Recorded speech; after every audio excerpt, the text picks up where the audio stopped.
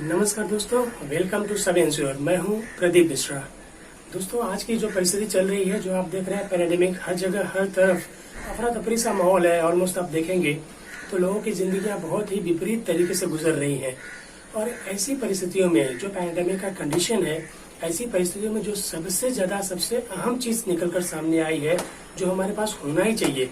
हम लोग पास बिल्कुल भोजन होना चाहिए, हमारे पास शेल्टर होना चाहिए, हमारे पास कपड़े होने चाहिए। ये सारी चीजें तो हैं, लेकिन इसमें जो सबसे बड़ी आवश्यकता सामने आई है वो है मेडिक्लेम की, हेल्थ इंश्योरेंस की। यानी हेल्थ इंश्योरेंस कितना आवश्यक है, मेडिक्लेम कितना जरूरी है, ये अब हम सब बिल्कुल महसूस कर रहे हैं। तो दोस्तों, आज हम आपसे बात करने वाले हैं मेडिक्लेम के बारे में। हम जानते हैं बहुत सारे ऐड आते हैं, बहुत सारे टीवी ऐड आते हैं, वेबसाइट्स पे ऐड आते हैं, बहुत सारे मेरे दोस्त बताते हैं, बहुत सारे हमको कॉल आते हैं। तो हमको ये डिसाइड करना है कि हमको मेडिक्लेम लेना तो चाहिए, बट हम कैसे डिसाइड करें कि कौन सा मेडिक्लेम बेस्ट है या कौन सा हमको बेस्ट सूटेड मेडिक्लेम है, कौन सा मेडिक्लेम हमारे लिए सुटेबल है। हमें उसमें क्या क्या वर्च्यूज, क्या क्या क्वालिटी, क्या हमको कंडीशंस, फैक्टर्स चेक करना चाहिए कि मेडिक्लेम में क्या होना चाहिए, क्या नहीं होना चाहिए, हम कैसे डिसाइड करेंगे। तो आज हम आपसे इसी बारे में बात करने वाले हैं कि यार आपको अच्छा सा मेडिक्लेम अगर चूज करना है, आपको एक बेस्ट मेडिक्लेम चूज करना है, तो आपको क्या क्या फैक्टर्स पर ध्यान देना चाहिए। दोस्तों, हमने आपको पिछले में अपने वीडियो में बताया था कि अगर आपको बेस्ट टर्म इंश्योरेंस लेना है तो कैसे आप चूज करेंगे। तो आज हम आपसे बात करने वाले हैं कि अगर आपको मेडिक्लेम लेना है तो आपको क्या क्या उसमें फैक्टर्स देखना चाहिए। आइए हम देखते हैं कि क्या क्या उसमें जरूरी बातें होती है। मैक्सिमम 10 से 11 चीजें हैं जो हमको देखना चाहिए मोटा मोटी। अगर हमने इस पर ध्यान दे लिया तो ऑलमोस्ट सारी चीजें कवर हो जाती हैं। हम जो अपने मेडिक्लेम पॉलिसीज में चाहते हैं, ये 10-11 फैक्टर्स अगर हम छोटी छोटी चीजें हैं जो हम ध्यान देंगे तो ऑलमोस्ट सब कुछ हमारा कवर हो जाता है कि एक अच्छा मेडिक्लेम में क्या क्या होना चाहिए। तो दोस्तों, हम देखते हैं उसमें पहली चीज, जो सबसे पहली चीज आती है, वो आती है आईसीआर। आईसीआर का मतलब होता है इनकर्ड क्लेम रेशियो। दोस्तों, इनकर्ड क्लेम रेशियो का जो मैं आपको लेमन लैंग्वेज में बताऊंगा वो ये होता है कि मान लीजिए किसी हेल्थ इंश्योरेंस या जनरल इंश्योरेंस कंपनी में जो मेडिक्लेम प्रोवाइड करती है, अगर उसमें 100 रुपए का टोटल प्रीमियम आता है, यानी कंपनी ने टोटल 100 रुपए का प्रीमियम लिया, किसी साल कलेक्ट किया, और उसमें उसके अगेंस्ट में उसने कितने का क्लेम सेटल किया, कितने का क्लेम दिया, वो होता है इनकर्ड क्लेम रेशियो। यानी 100 रुपए का अगर उसने टोटल प्रीमियम कलेक्ट किया और उसके अगेंस्ट में उसने अगर 90 रुपए, 95 रुपए का क्लेम दे दिया, तो ये होता है 90 या 95% इनकर्ड क्लेम रेशियो। दोस्तों, इसमें सबसे ज्यादा जरूरी चीज बात ये होती है कि जितना कम से कम रहे इनकर्ड क्लेम रेशियो, आईसीआर जितना कम रहता है, उतनी अच्छी कंपनी मानी जाती है। तो पहला और सबसे जो जरूरत ज्यादा इम्पोर्टेंट चीज जो हमको देखनी चाहिए, वो देखना चाहिए इनकर्ड क्लेम रेशियो, यानी आईसीआर। आईसीआर जितना ज्यादा कम हो, उतनी अच्छी कंपनी समझनी चाहिए। दूसरी जो बात आती है वो होता है सीएसआर। हमने आपको पहले भी अपने वीडियोस में बताया है, सीएसआर मतलब होता है कि claim settlement ratio. Claim settlement ratio का मतलब ये होता है दोस्तों कि कितने नंबर ऑफ क्लेम्स आए या कितने वॉल्यूम का क्लेम आया कंपनी में, और कंपनी ने कितने नंबर ऑफ क्लेम सेटल किए और कितने वॉल्यूम ऑफ क्लेम सेटल किए। दोस्तों, हमने आपको आईसीआर के बारे में बताया। आईसीआर किसी भी कंपनी का जितना कम हो उतना अच्छा होता है, लेकिन सीएसआर यानी क्लेम सेटलमेंट रेशियो किसी भी कंपनी का जितना ज्यादा हो उतना अच्छा होता है। यानी जितना ज्यादा से ज्यादा क्लेम सेटल करती है कंपनी, जितने ज्यादा से ज्यादा बड़े से बड़े अमाउंट का क्लेम सेटल करती है कंपनी, उतनी ही अच्छी कंपनी मानी जाती है। तो पहला फैक्टर है आईसीआर, और दूसरा फैक्टर जो हमको ध्यान देना चाहिए वो होता है सीएसआर यानी क्लेम सेटलमेंट रेशियो। अब तीसरा जो सबसे इम्पोर्टेंट फैक्टर हो जाता है वो हो जाता है कैशलेस या रिइंबर्समेंट फैसिलिटी। यानी बहुत सारे हॉस्पिटल जो होते हैं वो कंपनीज के एम्पैनलमेंट में होते हैं, यानी जो ज्यादा से ज्यादा हॉस्पिटल अगर कंपनी के पैनल में है तो आपको कैशलेस की फैसिलिटी ज्यादा से ज्यादा हॉस्पिटल्स में मिलेगी। अगर ज्यादा से ज्यादा हॉस्पिटल अगर कैशलेस फैसिलिटी में अवेलेबल नहीं है तो आपको ट्रीटमेंट कराने के लिए आपको ट्रीटमेंट कराना पड़ेगा और बाद में रिइंबर्समेंट के लिए क्लेम फाइल करना पड़ेगा। यानी पहले आप खर्चा करेंगे, बाद में कंपनी को आप अपने डॉक्यूमेंट्स भेजेंगे, वो सारे वेरिफिकेशन के बाद वो डॉक्यूमेंट्स अप्रूव होने के बाद आपको पैसे आएंगे। ये होता है रिइंबर्समेंट। तो ज्यादा से ज्यादा अगर हॉस्पिटल कैशलेस में होते हैं, किसी कंपनी के पैनल में होते हैं, तो आपको कैशलेस की फैसिलिटी ज्यादा मिल जाती है। यानी आपके पॉकेट से आपको पैसे जल्दी खर्च नहीं करने पड़ते हैं। अगर आवश्यकता पड़ी तो आपको कैशलेस फैसिलिटी मिलेगी, आप अपना ट्रीटमेंट कराइए और पैसे हॉस्पिटल को कंपनी से आते हैं, आपको अपने पॉकेट से पे नहीं करना पड़ता है। ये होता है कैशलेस। तो अगर ज्यादा से ज्यादा हॉस्पिटल कैशलेस में है तो आपके लिए ये कंपनी एक अच्छी कंपनी मानी जाती है। इसके बाद जो इम्पोर्टेंट फैक्टर होता है चौथा, वो होता है को पेमेंट और सब लिमिट। को पेमेंट का मतलब ये होता है दोस्तों कि किसी किसी कंपनी में, आजकल तो मोस्टली ये कंपनीज में नहीं रह गया है, बट कुछ कंपनी से ऑफर करती हैं कि मान लीजिए आपका 1000 रुपए का क्लेम आया तो हम उसमें 900 रुपए आपको पे करेंगे, 100 रुपए आपको अपने पॉकेट से पे करना पड़ेगा। या अगर आपका 1000 का क्लेम आया तो 800 रुपए हम पे करेंगे, 200 रुपए आपको अपने पॉकेट से पे करना पड़ेगा। इसको हम बोलते हैं को पेमेंट। यानी जितने का आपका एडमिसिबल क्लेम होता है उतना पूरा का पूरा कंपनी पेमेंट नहीं करती है। कुछ पार्ट कंपनी पे करेगी और कुछ छोटा सा पार्ट आपको पे करना पड़ता है। ये होता है को पेमेंट। तो अगर आप मेडिक्लेम पॉलिसी चूज कर रहे हैं तो उसमें आप बिल्कुल ध्यान दीजिए कि कौन सी ऐसी मेडिक्लेम पॉलिसी है जिसमें को पेमेंट ना हो। ऐसे अगर कोई शर्त होती है तो हमको बिल्कुल दूसरी भी मेडिक्लेम पॉलिसीज देखनी चाहिए। क्या होता है कि अगर आपका को पेमेंट की उसमें फैसिलिटी रहेगी, उसमें को पेमेंट रहेगा, तो आपको पूरे पैसे आपके क्लेम के नहीं मिलेंगे, कुछ पैसे आपको अपने जेब से डालने पड़ेंगे। अगर उसमें को पेमेंट नहीं है तो पूरा का पूरा आप क्लेम कीजिए और पूरा का पूरा पैसा आपका क्लेम का आपको मिलता है। दूसरी चीज में जो होती है वो होती है सब लिमिट। यानी कुछ पॉलिसीज में फिक्स होता है कि मान लीजिए फॉर एग्जाम्पल की कैटरेक्ट के लिए हम 20,000 रुपए ही देंगे, कोई ENT का प्रॉब्लम है उसमें हम आपको 50,000 ही देंगे, या ऐसे जो भी होता है। मतलब एक किसी भी पर्टिकुलर डिसीज के लिए, पर्टिकुलर बीमारी के लिए उसमें जो क्लेम का अमाउंट होता है वो फिक्स होता है। जरूरी नहीं कि आपका हॉस्पिटल में भी क्लेम उतना ही आए, लेकिन कंपनी अगर आपका एग्रीमेंट हो रहा है, आप पॉलिसी ले रहे हैं, ये कॉन्ट्रेक्चुअल एक विधा होती है। यानी आपका कंपनी के साथ एग्रीमेंट होता है। अगर आपने वो एग्री किया है तो फिर आपको जो सब लिमिट का अमाउंट है उतना ही मिलेगा।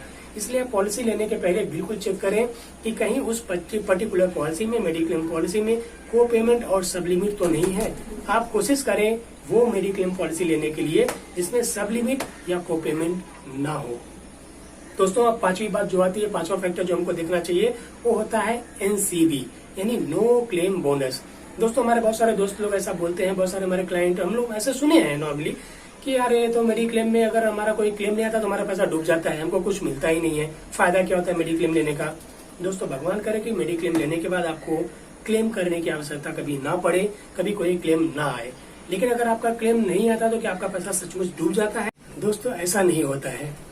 क्या होता है कि अगर हमारा कोई क्लेम नहीं आया तो नेक्स्ट ईयर कंपनी हमको नो क्लेम बोनस देती है। नो क्लेम बोनस का मतलब होता है कि अगर हमारा क्लेम नहीं आया है तो हमको हमारे कवरेज अमाउंट पे बोनस देती है। मान लीजिए हमारी 10 लाख की पॉलिसी है, हमने कोई क्लेम नहीं किया, हमारा कोई क्लेम नहीं आया है, तो नेक्स्ट ईयर हमको उस पर जो भी 20%, 50% अलग अलग अमाउंट होते हैं, अलग अलग कंपनी अलग अलग नो क्लेम बोनस का रेट ऑफर करती है, तो उसके हिसाब से हमको नेक्स्ट ईयर उतना क्लेम में, कवरेज में अमाउंट बढ़ जाता है। यानी 10 लाख की पॉलिसी है, कोई क्लेम नहीं आया, मान लीजिए कंपनी 50% का नो क्लेम बोनस देती है, तो अगले साल हमारा कवरेज का जो परसेंटेज होगा बढ़ जाएगा। इन 10 लाख की पॉलिसी में 5 लाख का नो क्लेम बोनस मिलके टोटल जो कवरेज हो जाएगा 15 लाख। यानी हमने अगर नो क्लेम बोनस पाया तो नेक्स्ट ईयर हमारा कवरेज अमाउंट उसी प्रीमियम के साथ हमारा हो जाएगा 15 लाख रुपए। यानी अगर हमारा कोई क्लेम नहीं आता तो हमारा नुकसान नहीं होता है, कंपनी हमारा कवरेज अमाउंट बढ़ा देती है और हमारा नेक्स्ट ईयर का कवरेज होता है टोटल 15 लाख। आजकल बहुत सारी कंपनी 100% ऑफर करती है no claim bonus. Next year अगर आपका क्लेम नहीं आया तो आपको 100% बोनस मिलेगा। यानी 10 लाख की पॉलिसी है, मेडिक्लेम पॉलिसी है, तो अगले साल से आपका कवरेज अमाउंट हो जाएगा 20 लाख। अब इसके बाद हमको देखना चाहिए सम एश्योर्ड, कौन कौन से सम एश्योर्ड अवेलेबल है। बहुत बड़े बड़े सम एश्योर्ड जिस कंपनी में आजकल अवेलेबल हमको प्रीफर करना चाहिए, क्योंकि हमारे पास हेल्थ इंश्योरेंस या मेडिक्लेम पॉलिसी बड़े अमाउंट का होना चाहिए। आफत के समय में, विपत्ति के समय में ये छोटा 5 लाख या 2 लाख 1 लाख का मेडिक्लेम इंश्योरेंस अगर हम लेते हैं, मान लीजिए हमारी कैपेसिटी नहीं है, हमारी फाइनेंशियल स्टेबिलिटी ऐसी नहीं है कि हम इतने बड़े बड़े सम एश्योर्ड ले सकते हैं, तो ठीक है कुछ तो हमारे पास होना चाहिए। अदरवाइज हमको सफिशियंट मेडिक्लेम पॉलिसी लेना चाहिए, सफिशियंट मेडिकल इंश्योरेंस हमारे पास होना ही चाहिए। बहुत सारी कंपनी 1-1 करोड़ की मेडिकल इंश्योरेंस आजकल ऑफर कर रही है, तो अगर हमारी कैपेसिटी है तो हमको सफिशियंट मेडिकल इंश्योरेंस लेना चाहिए। उसके लिए हमको देखना चाहिए कि कौन कौन से सम एश्योर्ड अवेलेबल हैं। बहुत सारी कंपनी 10 लाख, 20 लाख, 50 लाख, 1 करोड़ की भी पॉलिसी आजकल ऑफर करती है, इसलिए हमको वो पॉलिसी प्रीफर करनी चाहिए, वो मेडिक्लेम पॉलिसी प्रीफर करनी चाहिए जिसमें बहुत variety of sum assured available है, बहुत अलग अलग टाइप के, बहुत सारे टाइप के सम एश्योर्ड अवेलेबल हैं। इसके बाद दोस्तों देखते हैं pre medical checkup. Pre medical checkup कहते हैं पॉलिसी लेने के पहले अगर कंपनी आपका कोई मेडिकल चेकअप करती है तो वो होता है प्री मेडिकल चेकअप। ये तभी करती है कंपनी जब आपको कोई हेल्थ इशू पहले से होता है, या तो अगर आपको वो कंपनी की जो क्राइटेरिया है, बहुत सारी कंपनी इस तरह से ऑफर करती हैं कि अगर आपकी एज जब आप पॉलिसी ले रहे हैं 45 ईयर्स एंड अबव है तो वो मेडिकल चेकअप करेंगे। बहुत सारी कंपनी ऐसे ऑफर करती है कि अगर आपकी age at the time of taking policy, at the time of construction of the policy 50 years and above है तो आपका मेडिकल चेकअप करेंगे। बहुत सारी कंपनी ये बोलती है भाई 60 साल के ऊपर अगर आपकी एज है पॉलिसी लेने के टाइम तो हम मेडिकल चेकअप करेंगे। बहुत सारी कंपनी ऐसी है जो ऑफर करते हैं भाई हम मेडिकल चेकअप करेंगे नहीं, आपकी एज चाहे जो हो, जो आप डिक्लेयर करेंगे उस बेसिस पे हम आपको पॉलिसी देंगे। यानी अगर प्री मेडिकल चेकअप करती है पॉलिसी, उस क्राइटेरिया में आप आते हैं तो भी, नहीं आते हैं तो भी, दोनों आपके लिए बेटर ही होता है। बेटर इसलिए होता है कि अगर कंपनी प्री मेडिकल चेकअप करके आपको पॉलिसी ऑफर करती है तो इसका मतलब ये होता है कि मेडिकली आपके बारे में सारी जानकारी कंपनी को है, जो आपने बताया है वो भी, या फिर जो आपके मेडिकल रिपोर्ट्स ने कंपनी को बताया है वो भी। तो इससे ये बेहतर होता है कि फ्यूचर में कोई भी डिस्प्यूट नहीं आता है आपके, अगर कोई क्लेम आता है तो हेल्थ को लेके, क्योंकि कंपनी को सारी जानकारी आपके हेल्थ के बारे में पहले से ही होती है। तो अगर मेडिकल चेकअप होता है तो भी, नहीं होता है तो भी, उससे कोई आपको फर्क नहीं पड़ता है, वो बेटर ही होता है। और मैक्सिमम कंपनी अपने खर्चे पे आपका प्री मेडिकल चेकअप करती है, तो आपके जेब से कुछ जाता नहीं है, बल्कि आपके हेल्थ के बारे में जो आप बता सकते हैं, जो आपको जानकारी है, जो जानकारी नहीं है वो भी रिपोर्ट्स के थ्रू कंपनी को मालूम पड़ जाता है। फिर अगर कंपनी आपको पॉलिसी ऑफर करती है, पॉलिसी आपको देती है, आपका मेडिकल इंश्योरेंस करती है, तो इसका मतलब है कि आपका मेडिकली फ्यूचर जो आपका सिक्योर रहता है, जो भी आपका खर्चे आएंगे कोई फ्यूचर में अगर आते हैं तो कंपनी उसको वहन करेगी, उसके बारे में कोई डिस्प्यूट आने के चांसेस बिल्कुल 0 हो जाते हैं। दोस्तों, जैसे जैसे हमारी उम्र ढलती है, उम्र बढ़ती है, वैसे वैसे हमारे हेल्थ के इश्यूज, कॉम्प्लिकेशंस बढ़ते जाते हैं और हमारा जो हेल्थ से रिलेटेड खर्चे होते हैं वो बढ़ते जाते हैं। और आजकल तो हेल्थ एक्सपेंसेस बहुत सारे कॉस्टली हो गए हैं, अराउंड मोर देन 50% से ग्रो कर रहा है हेल्थ एक्सपेंस आजकल। तो जब हम 80 साल के होंगे, 90 साल के होंगे, 70 साल के होंगे, वैसे भी लॉन्जेटिविटी जो आज जीने की दर है, जीने की उम्र है इंडिया में बढ़ गई है, वो मिनिमम 78 to 80 ईयर्स है। तो 70-80 साल तक कोई भी आजकल जिंदा रहता है। ये ना सोचे कि भाई हम तो इतने बूढ़े कोई होना नहीं, ऐसा नहीं है। बहुत सारे एजेड पीपल होते हैं और उनके हेल्थ से रिलेटेड बहुत सारे इशू होते हैं। तो जब हम ज्यादा एज के हों, उस समय हमारी पॉलिसी का रिन्यूअल बंद हो जाए, ऐसी पॉलिसी हमको बिल्कुल भी प्रीफर नहीं करनी चाहिए। हमको वो मेडिकल इंश्योरेंस पॉलिसी या मेडिक्लेम पॉलिसी प्रीफर करनी चाहिए जिसमें रिन्यूअल लाइफ लॉन्ग हो। यानी जब हमको सबसे ज्यादा मेडिकल इंश्योरेंस की आवश्यकता पड़ रही है, उस समय भी हमारी पॉलिसी चले, काम करे, रिन्यू कर सके, हम पैसे पे करके, ऐसी पॉलिसी हमको प्रीफर करनी चाहिए। इसके बाद जो फैक्टर हमको चेक करना चाहिए वो होता है, जैसे हम बहुत सारी चीज खरीदते हैं, हम लैपटॉप खरीदते हैं, कंप्यूटर्स खरीदते हैं या कार खरीदते हैं, तो हम देखते हैं कि क्या क्या फ्रीबीज हमको मिल रहा है, इसके साथ साथ में हमको क्या क्या फ्री गिफ्ट्स मिल रहा है। तो बहुत सारी आजकल ऐसी पॉलिसीज अवेलेबल है जिनमें बहुत सारे फ्री गिफ्ट्स अवेलेबल होते हैं। फ्री गिफ्ट्स का मतलब ये होता है कि बहुत सारी ऐसी फैसिलिटी जिनके लिए हम पॉलिसी नहीं ले रहे हैं, लेकिन वो हमको इनबिल्ट पॉलिसी में फ्री मिलता है। तो ऐसे अगर चीजें हमको मिलती हैं तो जरूर हमको प्रीफर करना चाहिए ऐसी मेडिकल इंश्योरेंस पॉलिसी को। वैसे ये कौन कौन सी फैसिलिटी होती है, जैसे उसमें होता है फ्री हेल्थ चेकअप। कुछ कंपनीज 1 साल अगर आपका क्लेम नहीं आया तो आपको फ्री हेल्थ चेकअप देती है। कुछ कंपनी ऐसी पॉलिसी ऑफर करती है जिसमें आपको 3 साल क्लेम नहीं आया तो एक बार आपको फ्री हेल्थ चेकअप मिलता है। कुछ कंपनी ऐसी है जिसमें हर साल आपका इररिस्पेक्टिव ऑफ क्लेम आए नहीं आए, हर साल आपको फ्री हेल्थ चेकअप देती है। यानी अपने कंपनी अपने खर्चे पे आपका हर साल हेल्थ चेकअप करेगी फ्री में और आपको रिपोर्ट्स भेजेगी। यानी आपका मेडिकल इंश्योरेंस के साथ में ये फ्री हेल्थ चेकअप हर साल आपको फ्री मिलता है, जिससे आपको आपके हेल्थ के बारे में जानकारी मिलती रहेगी। तो ये एक फ्री बीज हो जाता है। हम दूसरा देखते हैं रिस्टोरेशन बेनिफिट आजकल बहुत चल। दोस्तों, रिस्टोरेशन का मतलब ये होता है कि अगर आपने 10 लाख की पॉलिसी लिया है और मान लीजिए किसी कारण बस किसी एक मेंबर को 10 लाख का पूरा अमाउंट लग गया मेडिकल एक्सपेंस में, आपके पास उसमें से कुछ भी नहीं बचा, बचे हुए 2 लोग 3 लोग जो उसमें पॉलिसी में कवर्ड है, अगर उनको सेम ईयर में फिर उनको मेडिकल एक्सपेंस आ गया तो आपको अपने पॉकेट से लगाना पड़ता है। बहुत सारी कंपनी आपको रिस्टोरेशन बेनिफिट ऑफर करती है, यानी पूरा का पूरा 10 लाख 5 लाख जो भी आपकी पॉलिसी का अमाउंट है, अगर वो खत्म हो जाता है विदाउट एक्स्ट्रा प्रीमियम पे किए, कंपनी आपको उतना फिर से आपको उतने समेश्वर का कवरेज एक्स्ट्रा बढ़ा के देती है जो फ्री में मिलता है उस साल के लिए। तो ये होता है रिस्टोरेशन अमाउंट जो आप यूज कर सकते हैं। रिचार्ज बेनिफिट एक होता है, जैसे आपका समेश्वर होता है उसका 10% 50% है कुछ फिक्स्ड अमाउंट। हर आजकल बहुत सारी पॉलिसीज में अवेलेबल है रिचार्ज बेनिफिट। आपको कंपनी देती है, यानी आपका जो बेसिक कवरेज है वो, नो क्लेम बोनस है वो, उसके बाद रिस्टोरेशन का अमाउंट है वो, प्लस ये एक रिचार्ज बेनिफिट देती है जो आप टोटल अमाउंट यूज कर सकते हैं कोई भी मेडिकल एक्सपेंस आने में। प्रेगनेंसी का कवरेज देख लीजिए, बहुत सारी कंपनी में 1 साल के बाद प्रेगनेंसी कवर होती है, बहुत सारी कंपनी में 3 साल कंटिन्यूटी के बाद प्रेगनेंसी कवर होता है, बहुत सारी कंपनी में एवरी ईयर कवर होता है। वो आपको देखना चाहिए। अगर आप यंगस्टर हैं तो बिल्कुल आपको पॉलिसी लेने के पहले ये चीज जरूर डिसाइड करना चाहिए कि कौन सी पॉलिसी में प्रेगनेंसी कितने साल के बाद कवर होता है, ताकि उसका बेनिफिट अगर आपको आवश्यक है तो मिल सके। पीए पॉलिसी में होता है पर्सनल एक्सीडेंट पॉलिसी, बहुत सारी मेडिक्लेम पॉलिसीज हैं जो आपको personal accident policy in build free आजकल ऑफर कर रही हैं। स्टार हेल्थ की कॉम्प्रिहेंसिव हेल्थ इंश्योरेंस पॉलिसी है, जिसमें अगर आप 1 करोड़ की पॉलिसी लेते हैं तो 1 करोड़ का पीए इन बिल्ड फ्री मिलता है। अगर आपने 50 लाख की पॉलिसी ली, 50 लाख का पीए उसमें आपको फ्री मिलता है। 10 लाख की पॉलिसी आपने लिया तो 10 लाख का आपको पीए उसमें इन बिल्ड फ्री मिलता है। तो आप ये सब भी चेक कर सकते हैं। किसी किसी पॉलिसी में पीए फ्री मिलता है, हेल्थ चेकअप फ्री मिलता है, रेस्टोरेशन मिलता है, रिचार्ज मिलता है, प्रेगनेंसी कवर मिलता है जो क्लेम में काउंट नहीं होता है, वो आपको एज ए बेनिफिट देती है कंपनी, वो आप देख लीजिए। ये सारे फैक्टर आप चेक कर सकते हैं। अब आती है बारी एजेंट्स की। ये 10वां और 11वां जो फैक्टर्स है बहुत इंपॉर्टेंट है दोस्त। मैं आपको हमेशा ये आपको बताता हूँ कि एडवाइस ये करता हूँ कि जब भी आप कोई मेडिकल पॉलिसी लेते हैं या मेडिक्लेम पॉलिसी लेते हैं तो बिल्कुल आप एजेंट के थ्रू ही लें। आप प्रीफर करें कि ऑनलाइन आपको ना लेना हो। अगर आप सब कुछ कर सकते हैं, सारे डॉक्यूमेंटेशन कोई जरूरत पड़ती है तो आप सारे coordination with company and hospitalization सब कुछ आप कर सकते हैं, तो आप ऑनलाइन भी ले सकते हैं। अदरवाइज प्रीफर ये करें कि आप एडवाइजर या एजेंट के थ्रू ही लें, क्योंकि आपको वैसे भी एक्सपेंस कम आने वाला नहीं है। कॉस्टिंग आपकी उतनी होने वाली है, प्राइसिंग आपकी उतनी होने वाली है, जो प्रीमियम आने वाला है आपको उतना ही आने वाला है। प्रीमियम आपको ऑनलाइन या ऑफलाइन एजेंट के थ्रू लेंगे उतना ही पे करना है। तो क्यों ना आप किसी एजेंट के थ्रू लें कि कोई ऐसी इमरजेंसी आ जाए जिसमें जिसको जानकारी है फैमिली होल्डर में या पॉलिसी होल्डर में जिसको जानकारी है, वही बंदा हॉस्पिटलाइज हो गया। जो घर वाले हैं जो परेशान होंगे, जो खुद टेंशन में रहते हैं, जिनको इतनी जानकारी भी नहीं होती है, वो कैसे सारा कुछ कर पाएंगे।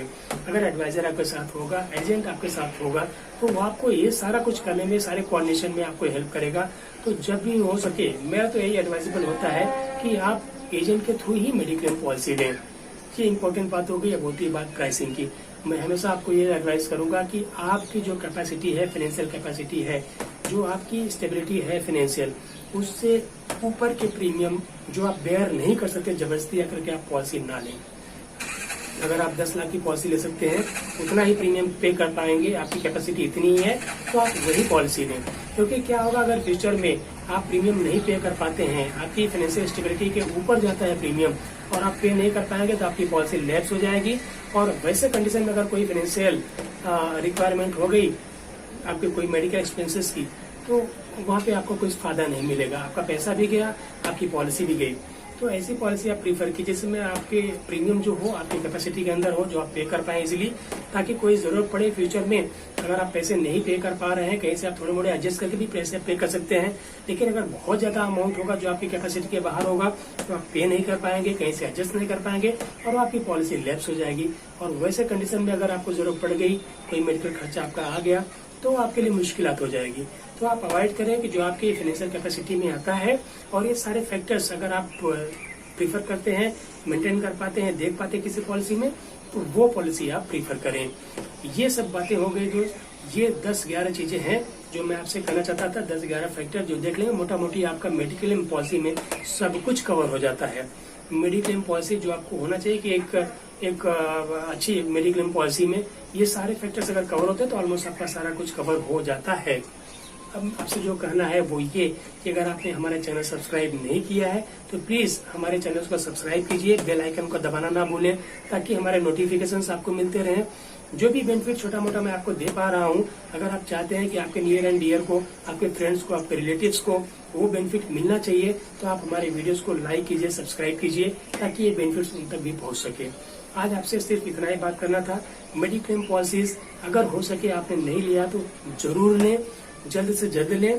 और ये फिजूल का खर्चा कभी भी नहीं होता है। आप फ्यूचर में जरूर कभी न कभी इसका बेनिफिट लेंगे और तभी आपको मालूम पड़ेगा कि मेडिक्लेम पॉलिसी कितना इम्पोर्टेंट होती है। आज के लिए बस इतना ही। Thank you so much.